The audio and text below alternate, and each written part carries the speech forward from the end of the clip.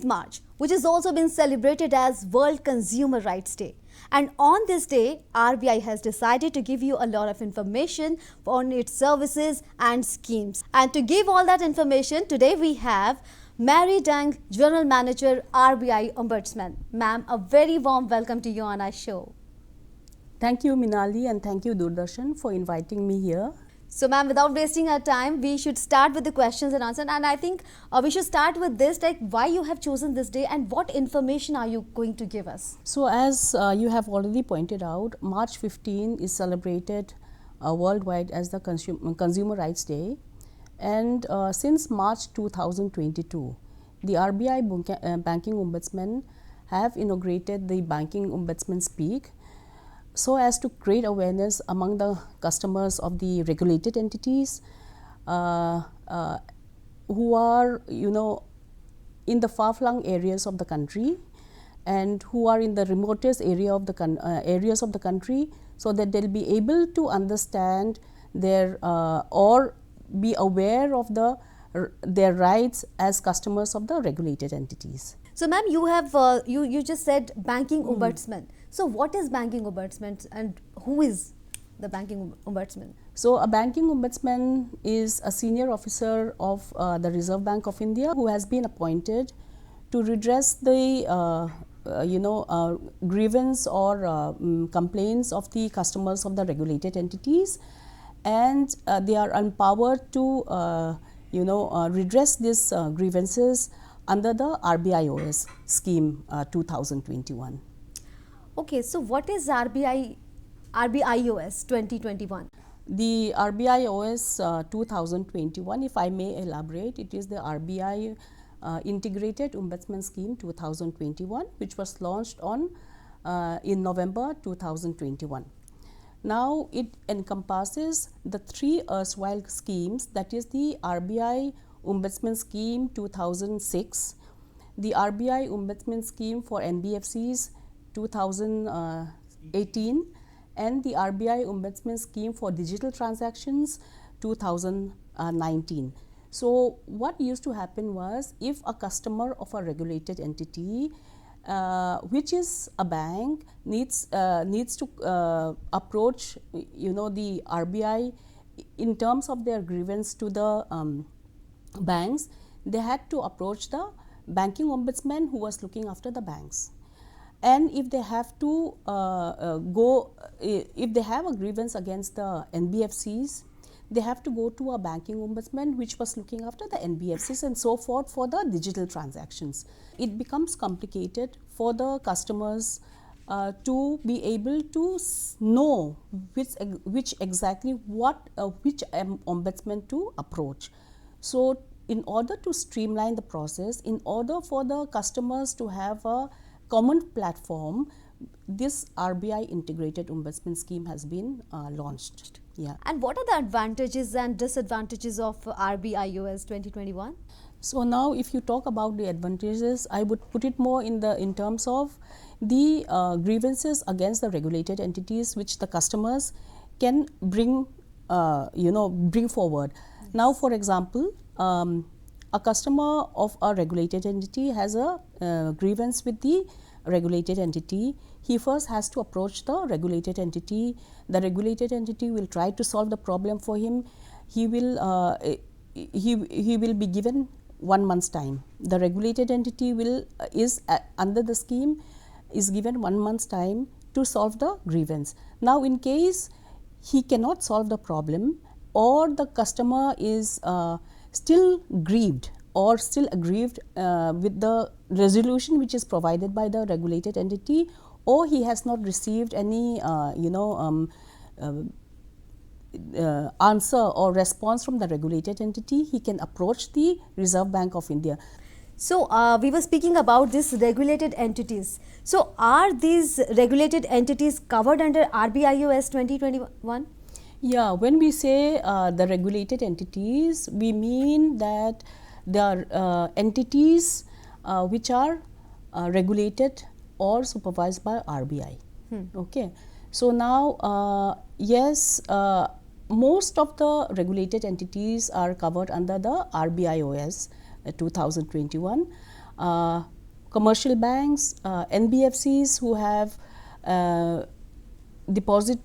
NBFCs who are deposit taking NBFCs or have interface with customers, and their asset size is more than 100 crores. The CICs are covered. So leave aside just some of the entities which do not have customer interface. Most of the regulated entities are covered by under the RBI OS. Every sector has a contact center, a point of contact where the customers can go and lodge their complaints, or they can get any information they want. And what is the contact center for RBI? How it works? Is there a number? How the customer can contact these contact centers? Where are they? If you can just give this information. Yes, we do have a contact center. The contact center has a facility, the IVRS facility, which is 24/7. And the toll-free number is 14448.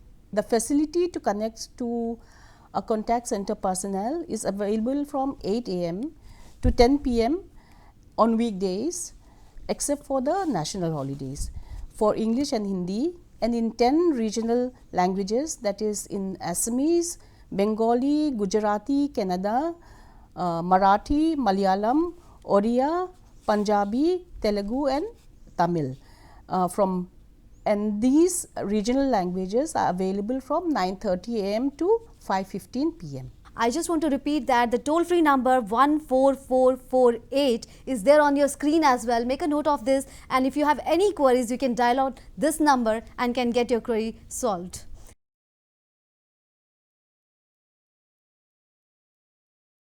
And moving to the next question, ma'am, there are many kind of customers, right? In every sector, we have customers who have full knowledge. They are the regular customers. We have customers who have partial knowledge, who have just joined or something. And we do have the customers who have no knowledge. They are very new to the system. And for them, thinking about like whether I can lodge this complaint or not, they have no idea about this thing. If you can just tell what are the grounds of the complaint RBI handles, or if you can just tell that. Yeah, like we had mentioned before, the customers of any regulated entity, that is the banks, the NBFCs, the CICs, whoever is covered under the regulated entity list that is given, they can file a complaint against that regulated entity in terms of their deficiency in service related to the products or the services or the customer services that the regulated entity is offering to their customers. Okay. So now the customer should first approach the regulated entity. If he is not satisfied with the reply that is given by the regulated entity, he can come to the RBI by giving 1 month's time for the regulated entity to reply to him. He can come to the RBI if he is not satisfied with the reply, or if he has not got a reply from the regulated entity. And also any deficiency in service that the regulated entity has allegedly not given, the deficiency that is there in the regulated entity, that the customer can come to RBI against. Of course, there are some exceptions. For example, if the regulated entity, it is within the commercial judgment of the regulated entity. For example, when we say a commercial judgment, it would be, let's say, a rejection of a loan that is within the commercial judgment of a regulated entity. For example, or it is between two regulated entities. For example, let's say Bank 1 and Bank 2 has a grievance against each other, they cannot come to RBI. Okay. And number 3 is that if the case which they have brought to the RBI is already in the court of law, that RBI will not intervene. The Integrated Banking Ombudsman Scheme 2021 is right up there in the public domain, and the customers or the public can go and check that. It is very, very comprehensive. So, ma'am, you were talking about a 1 month framework of that time period.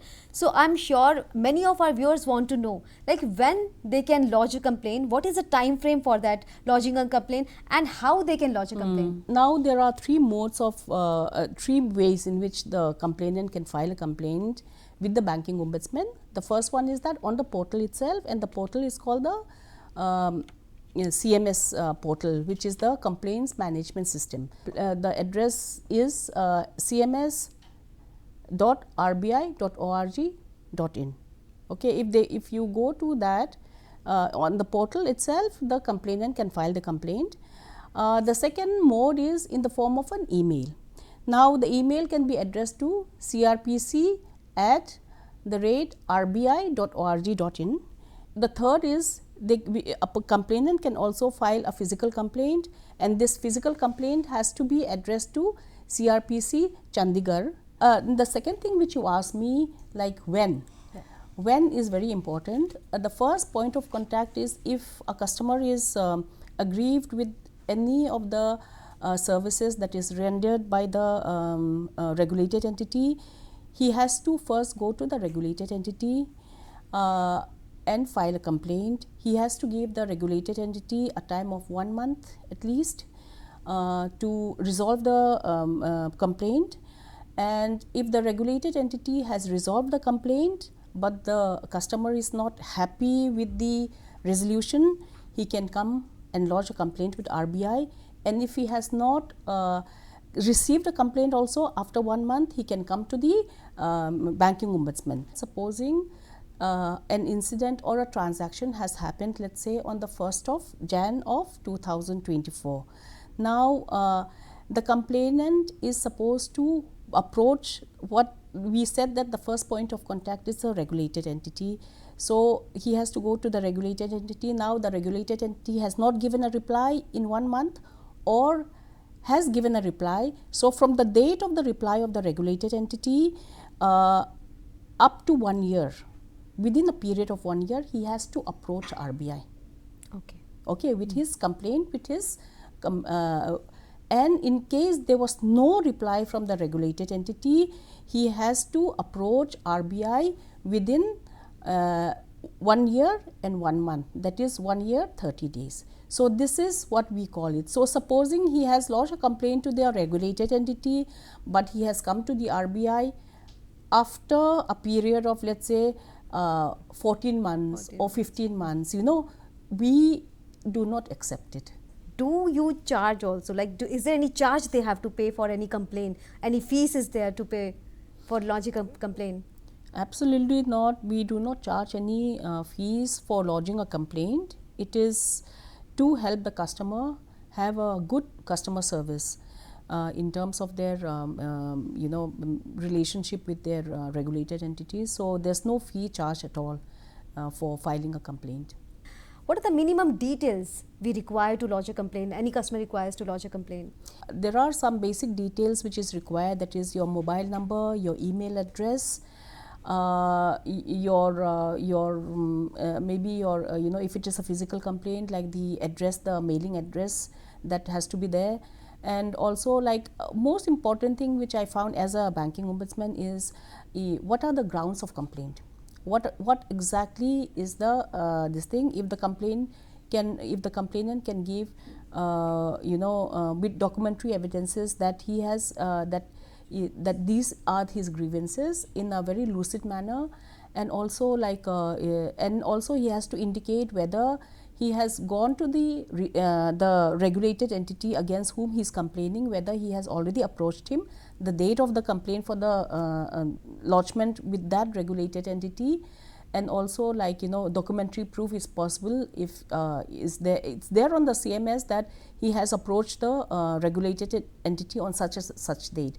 However, sometimes when the date is also indicated, and then the regulated entity is we refer to the regulated entity, and we find that sometimes the complaint had not been in fact filed with the regulated entity. So that becomes a bit of a problem, and then the time is lost. And what I want to also bring over here is that when a person is filing a complaint, he can file himself or he can file it through a representative. But then as per the scheme right now, he cannot file it through a lawyer. Here comes a question. Anyways, you have just mentioned that we can use regional language to lodge a complaint. But still, I want to clarify so that the viewers can get a clear view of that. So, how many regional languages? Like they can use any language to lodge a complaint? Now, on the CMS portal, of course, like let me talk about the physical or the physical letter. Of course, like can come in any language, and that will come to the CRPC. But in the CMS portal, the facility is as currently is of English and Hindi. However, there is a facility for an attachment. Like for example, a complainant makes a complaint, there is a facility where he can attach some documents. So, even though the face of the portal has the English and Hindi, the main body of the complaint can be filed in whatever language, regional language that he wants, and then that can form part of the attachment. In India, we have lot of different minds. You know, sometimes we do something and then we realize, no, we should stop somewhere. And is there anything that they can take their complaint back or withdraw their complaint if they have done the complaint once? Yes, absolutely. You know, at any point of time after filing of the complaint, the customer can go to, if he has filed it on CMS, he can go and file it. You know, he can go and there is a facility in the CMS for withdrawal of the complaint. And in case like he wants to withdraw it, and the you know, in the meantime the bank or the, you know, the regulated entity has resolved his complaint, he can give a satisfaction letter or a withdrawal letter to his you know, to his bank or the regulated entity, and then we accept that. Or he can even upload that on the CMS and, you know, give it to us. So, at any point in time, if he is happy with the resolution or he wants to withdraw his complaint due to various reasons, there are facilities in the portal which can be which takes care of that. Yeah. So, ma'am, there are certain kind of customers who cannot approach directly physically to the bank, and they have certain issues. They are specially abled people or maybe senior citizens. They cannot approach directly to the bank. For for these kind of customers, do we have any special guidelines by RBI? If you can explain that as well. Now we have one circular that is the banking facility for senior citizens and differently abled persons, dated November 2017. Over there, like it says that, like, you know, there should be doorstep facilities for senior citizens, of course, with some payment to be made to the banks by these senior citizens. Regarding, you know, every year pensioners are supposed to submit their life certificates. So for these also, the ease of like submission of the life certificates. And there are various other things that that RBI in that circular has told the banks to you know, give prioritize their customer service for the senior citizens. Not only for the senior citizens, it's also for the differently abled persons.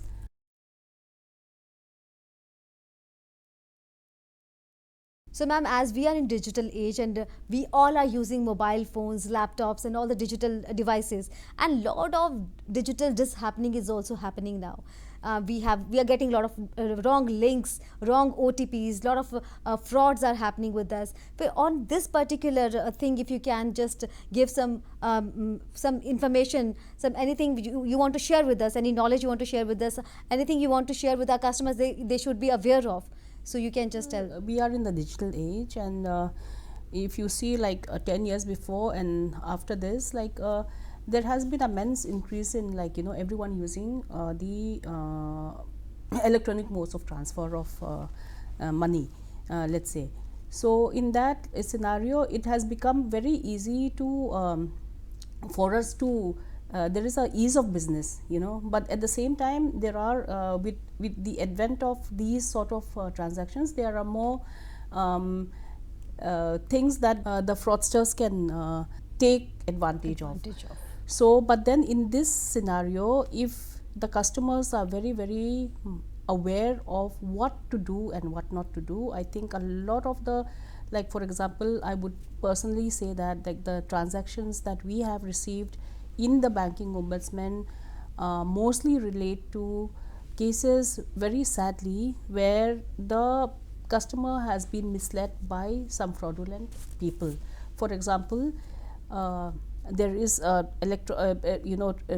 transfers, sharing of OTPs, or someone very urgently telling you to download a link in your desktop or in your mobile, or someone telling you that, like, you click on to a link, and the various modes of this thing. The best policy is not to click on to any unfamiliar links, not to click on to any links wherein someone has called you, you don't even know the person, and telling you to download a link or download an app. You do not share OTPs or your ATM PIN numbers or any confidential information that is supposed to be only known to you. You cannot share it with anyone, not even your family members. RBI has come out and with a lot of circulars, campaigns and programs where we have warned the people of the safety of having a very safe internet banking facility. So I think we should pay heed to that, and it's not scary if you are very, very careful with what you have. And no bank will tell you transfer money to the bank. They will not tell you to share any information over the phone. For example, if a person tells you that your KYC has not been updated, share your updated KYC. Do not do it over the phone. The KYC, your bank account will not be just frozen like that. You have to, if you are in doubt, you have to go to the branch. So we have completed a lot of information, we have discussed about a lot of points, but anything which is remaining, which you think, any awareness tips you want to give to our viewers, any important thing which we have left in our program which can be shared with our viewers now? We also have this concept in this integrated scheme that there is a one nation, one ombudsman, which means that a person can lodge a complaint sitting at his home on the portal, and his complaint, he doesn't need to worry that his complaint will not reach the banking ombudsman. It will reach wherever it is. So, like, you can lodge your complaint in West Bengal, and then the banking ombudsman anywhere will take care of that, and you have to rest assured that your grievance will be addressed. Okay, so that is one. And also, like, the other one which I want to very, very stress on again is the manner in which we at the RBI are concerned about the customer's interest. In that sense, like, the protection of the customer's interest, is very, very important for a regulated entity to go on. So that's why, like, the RBI has come out with the scheme that the customers of the regulated entities should be kept, their interest should be protected, they should be happy with the resolutions provided, and in case they do not have a resolution or the regulated entities do not have or do not resolve their customers' grievances, there is an alternate grievance mechanism which is called the banking ombudsman. So that is one thing which I want to say. The second one is that there are many circulars on which, like, the customers can see. It is there on the public domain. One of the circulars which I want to mention is the harmonization of turnaround time. Some of our viewers who are, like, more savvy with the internet, they can go to the RBI website. There is a consumer protection, consumer education and protection department where, like, you can go and check out any of the circulars which you can go and see whether any of the circulars are there. To go and see any of the circulars which I have mentioned, or you can go and see any of the circulars which is talking about what your protection is against some of the deficiencies that are found in the banks. So we should be aware of our this thing, but then we should be also aware that what we should do and what we should not do.